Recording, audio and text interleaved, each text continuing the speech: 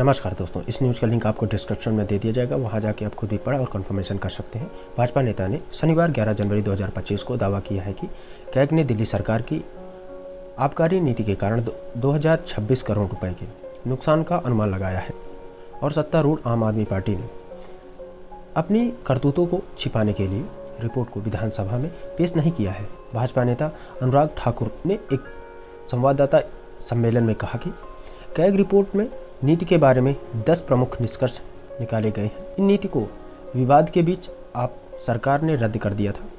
उन्होंने कहा कि पूर्व मुख्यमंत्री अरविंद केजरीवाल को इसमें उठाए गए सवालों का जवाब देना होगा। ठाकुर ने कहा उन्हें बताना होगा कि पैसे किसने अपने पास रख लिया।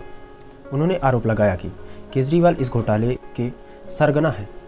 भाजपा अध्यक्ष जेपी नड्डा ने दावा किया कि कैग रिपोर्ट ने जानबूझकर की गई चूक को उजागर किया है, जिससे सरकारी खजाने को 2026 करोड़ रुपए का नुकसान हुआ है। नड्डा ने एक्स पर कहा, सत्ता के नशे में चूर, कुशासन में मस्त, लूट का आप मॉडल पूरी तरह से प्रदर्शित है और वह इस शराब जैसी चीज़ों पर। उन्होंने कहा कि आप सरकार के सत्ता से बाहर होने और उसके कुकर्मों की सजा मिलने में बस कुछ ही हफ्ते बाकी हैं।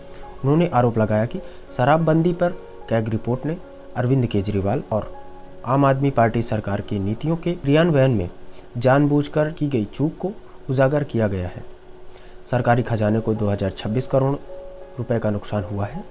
तत्कालीन मुख्यमंत्री केजरीवाल और उनके उप मुख्यमंत्री मनीष सिसोदिया को आबकारी नीति तैयार करने में कथित भ्रष्टाचार के मामले में प्रवर्तित निदेशालय ने गिरफ्तार किया था, जिसे बाद में रद्द कर दिया गया था। कई महीने जेल में बिताने के बाद दोनों को जमानत पर रिहा कर दिया गया। सीएजी रिपोर्ट अभी तक आधिकारिक रूप से जारी नहीं की गई है, लेकिन मीडिया ने कुछ वर्गों में इसकी कथित विषय वस्तु के बारे में खबर आई है। भाजपा के आरोपों के बारे में पूछे जाने पर आपके राज्यसभा सांसद संजय सिंह ने कहा, रिपोर्ट कहाँ है? भाजपा खुद कहती रही है कि कोई सीएजी रिपोर्ट पेश नहीं की गई है। अपने प्रेस कॉन्फ्रेंस में ठाकुर ने पूछा कि आप आम आदमी पार्टी का मुख्यमंत्री पद का चेहरा कौन होगा, क्योंकि पार्टी के पास कोई ईमानदार चेहरा नहीं बचा है। उन्होंने कहा कि अरविंद केजरीवाल मुख्यमंत्री नहीं बन सकते। भाजपा नेता ने अक्सर यह सुझाव दिया है कि आबकारी मामलों में केजरीवाल के लिए सुप्रीम कोर्ट द्वारा जमानत की शर्तें उन्हें नौकरी के लिए अयोग्य ठहराती हैं।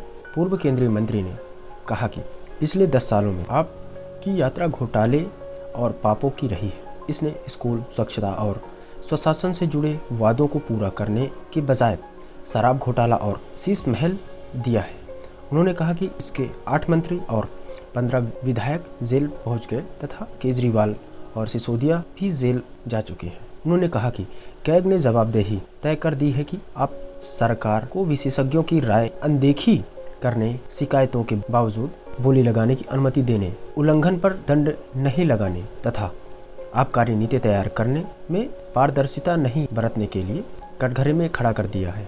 ठाकुर ने कहा कि केजरीवाल 11 साल पहले विभिन्न घोटालों के लिए सोनिया गांधी की गिरफ्तारी की मांग करते थे और अब अपनी पार्टी से जुड़े भ्रष्टाचार के मामलों में जवाब देने से बच रहे हैं।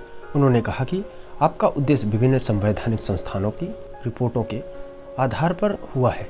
उनका स्पष्ट इशारा केंद्र की पूर्ववर्ती यूपीए सरकार की कुछ नीतियों के उनके आलोचनात्मक टिप्पणियों की ओर था। उन्होंने कहा कि अब वे इन संस्थानों पर सवाल उठा रहे हैं। धन्यवाद दोस्तों, आप इस न्यूज़ का लिंक डिस्क्रिप्शन में दिया गया है, आप बाकायदा जाके पढ़ सकते हैं। तो वीडियो को लाइक, चैनल को सब्सक्राइब करना ना भूलें।